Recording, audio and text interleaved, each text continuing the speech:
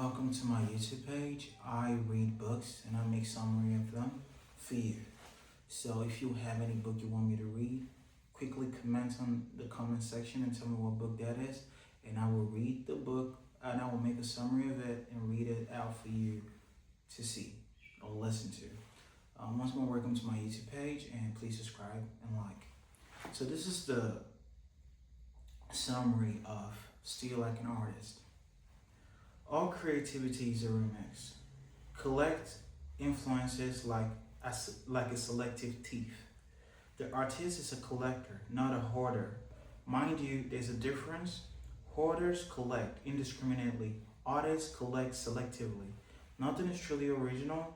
When people call something original, they usually just don't know the sources.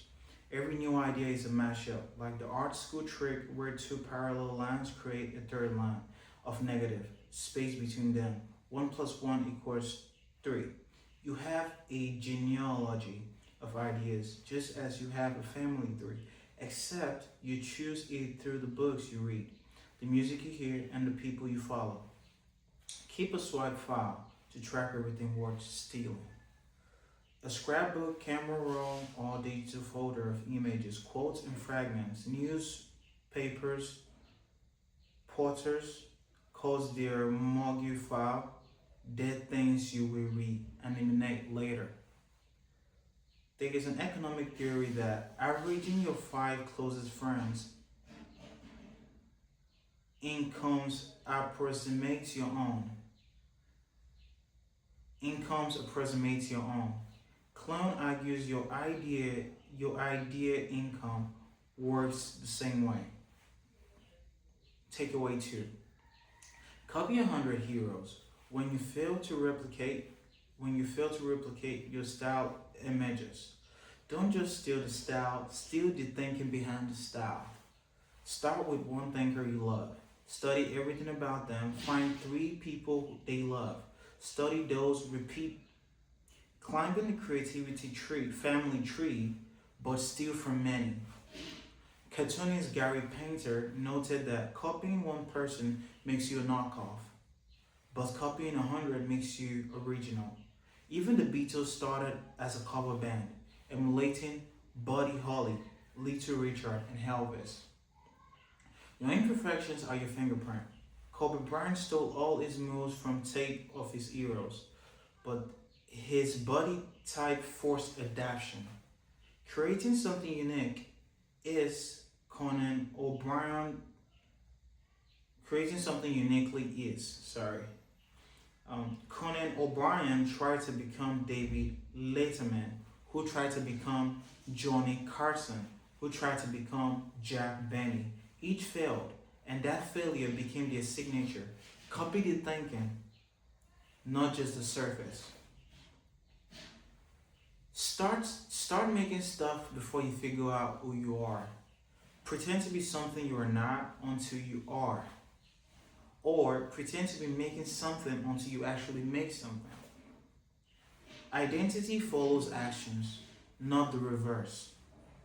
If Clown had waited to know who he was before creating, he'd still be sitting around imposter syndrome. The feeling of being a phony who can't internalize accomplishments is universal among creative people. Nobody truly knows where the good stuff comes from. They just show up every day. All creative work is theater. In Patti Smith's memoir, Just Kids, she and the photographer Robert Mapplethorpe dressed in bohemian gear and wandered New York pretending to be artists. An old couple gawked. I think they are artists. Oh, go on. They are just kids. The stage is your desk. The costume is your painting. The props are your tools. Start the performance and the role becomes rehearsal. And the role becomes real. Sorry for that. Create what you wish existed, not what you already know. All fiction, in fact, is fan fiction. Write what you know. Produces boring work. Cohen argues you should create what you love, what you do want to consume if it already existed. After years old, he wrote his own Jurassic Park sequel because he couldn't wait for the real one.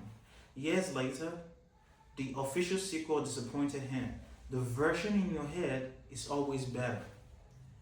Chanel Craven into creation. Bradford Bradford Cox of the brand Deer Hunter would record fake versions of his favorite bands on release albums before release day. Many of these imagined tracks became actual Deer Hunter songs. The manifesto: draw the art you want to see, start the business you want to run, write the books you want to read, build the products you want to use, do the work you want to see done. Key to desk: analog for generating ideas, digital for polishing. The computer brings out the uptight perfectionist in us. We start editing ideas before we have them. Screen put glasses between you and your ideas. Clone keeps two workstations: an analog desk with nothing but markers, pens, papers, and index cards. No electronics allowed. And a digital desk with laptop, scanner, and tablet. Its newspaper blackout was made entirely with newspaper, articles, and permanent markers. The tactile process: newsprint textures, squeaking markers, vanishing words felt like play, not work. Ideas flowed through an analog to digital loop. Hands first, computer second, then back again. Cartoonist Tom Gauld avoids the computer until thinking is done. Because once digital tools are involved, work lands on an inevitable path to being finished. In the sketchbook, possibilities stay endless. Clone advice: grab 10s of school supplies and treat your analog station like a craft mine or craft time. Treat boredom and side projects as your real creative engines. I get some of my best ideas when I'm bored, which is why I never take my shirts to the cleaners. Side projects outperform main projects. Clone's scary lesson: the stuff that looked like just messing around is what actually took off. He recommends keeping multiple projects alive so you can bounce between them, a technique he calls productive procrastination. When a project stalls, the other catches fire. Unstructured time is an idea generator. A coworker once told Clown, "When I get busy, I get stupid." Creative people need idle hours. Staring at walls, washing dishes, ironing shirts, taking long walks. Artist Maria Kalman confessed that avoiding work is how she focuses her mind. The key is wandering without an agenda and letting your brain make unexpected connections in the background. Enjoy your obscurity. It's your last chance to experiment freely. This is actually a good thing because you want attention only after you are doing really good work. Obscurity is a gift, not a sentence. When you are known, there is no public image. When you are unknown, there is no public image to manage. No stockholders, no agents' emails. You can experiment, fail, try, bizarre things without consequences. Clone wants that freedom evaporates once attention arrives, and especially once money follows. The only formula Clone knows: do good work and share it with people. Step one is brutally hard. Make stuff daily, accept that you will suck, get better. Step two is now simple. Put it on the internet, but share strategically. Glimpses of your process, handy tips, interesting links. Think Bobby Ross giving away painting secrets on PBS.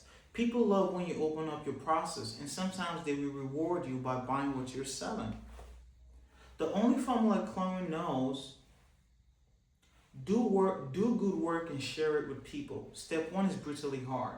Make stuff daily, accept that you will suck, get better. Step two is now simple. Put it on the internet, but share strategically. glimpses of your process, handy tips, interesting links. Think Bobby Ross giving away painting secrets on PBS. People love when you open up your process, and sometimes they will reward you by buying what you're selling. Keep all your passion alive. Amputating one causes phantom pain. A hobby is something that gives but doesn't take. Multiple passions feed each other. Playwright Stephen Tom Linson advises that if you love different things, keep spending time with all of them and let them talk to each other. Chloe spent years abandoning music to focus solely on writing. The result wasn't clarity, it was worsening creative phantom, limp pain. Reconnecting transformed his work.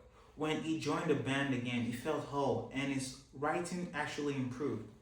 New synapses fired, new connection formed. Many of his Austin colleague, colleagues, musicians with day jobs in tech and business, and they all report the same. Music feeds their auto work. A hobby with no pressure to monetize is regenerative. Chloe calls his Sunday jam sessions like church. Building a boring life is so creative. Building a boring life so your creative work can be wild. It takes a lot of energy to be creative. You don't have that energy if you waste it on other stuff. The tortured genius mind is a trap.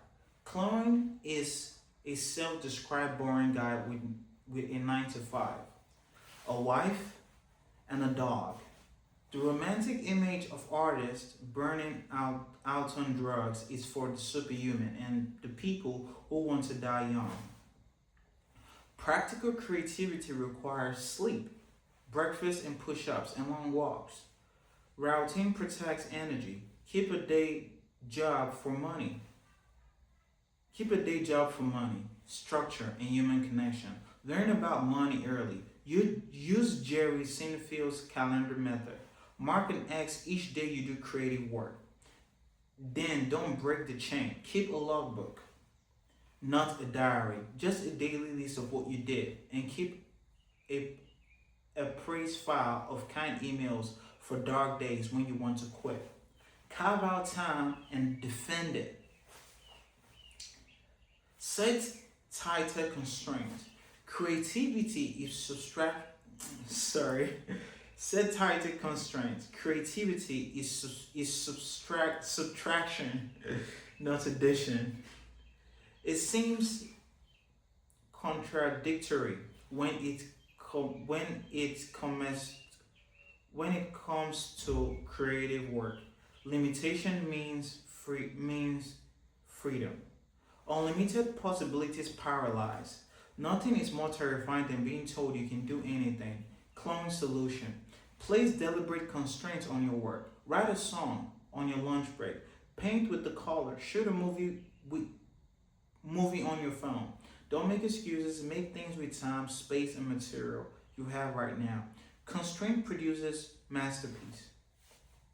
Dr. Sauce wrote, "The Cat and the Hat using only 236 different words. His editor Betty couldn't write a book with just 50. Sauce won the Green Eggs and Ham, one of the best-selling children books ever." Artist Saul Steinbeck observed that what audiences respond to in any work of art is the artist's struggle against limitation. What you leave out defines the art.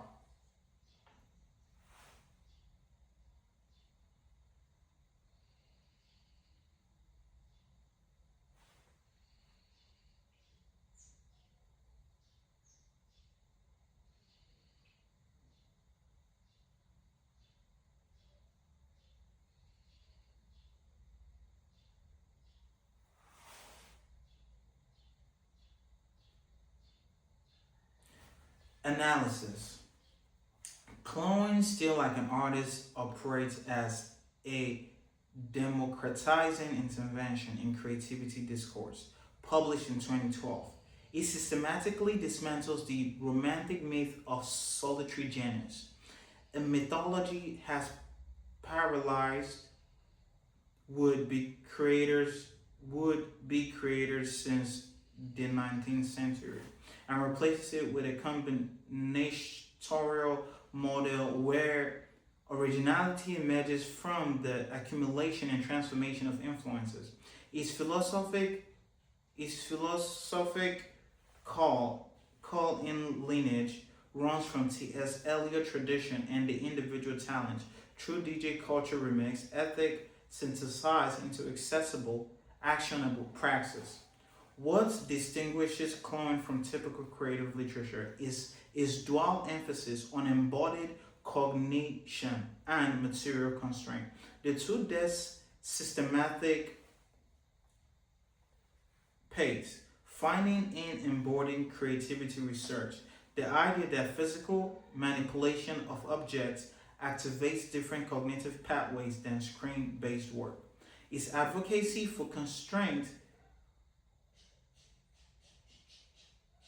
experimental research demonstrating that moderate limitation actually enhance creative output. Example perfectly by the Dr. Susan Dot. The book the book's most philosophically interesting move is reframing creative identity as emergent rather than foundational. You don't discover your voice through introspection. You forge it through the accumulated failures of imitation. This resonates with identity theory in development psychology, which holds that identity in constructed through active experimentation. Rather than passive reflection, a genuinely useful inversion of the find your passion first advice dominating self help. Its weakest point is the treatment of digital sharing, which reads as early 2010s optimism about the open web. Before algorithm feeds, platform decay, and creator burnout became defining features of online creatives, the advice to put your stuff on the internet was more revolutionary in 2012 than it is now. When the challenge has shifted from access to attention, nevertheless, the core principles still widely before you are ready. Constrain deliberately, stay boring, remain durable, precisely because they address the psychology of making rather than the mechanics of distribution. Okay, so that is my summary of Still Like an Artist. Please like and subscribe to my page. If you have a book you would like me to read, comment the name of the book in the comment section and I will make a summary of the book and read it out to you. Thank you very much. Please subscribe and like. Appreciate it.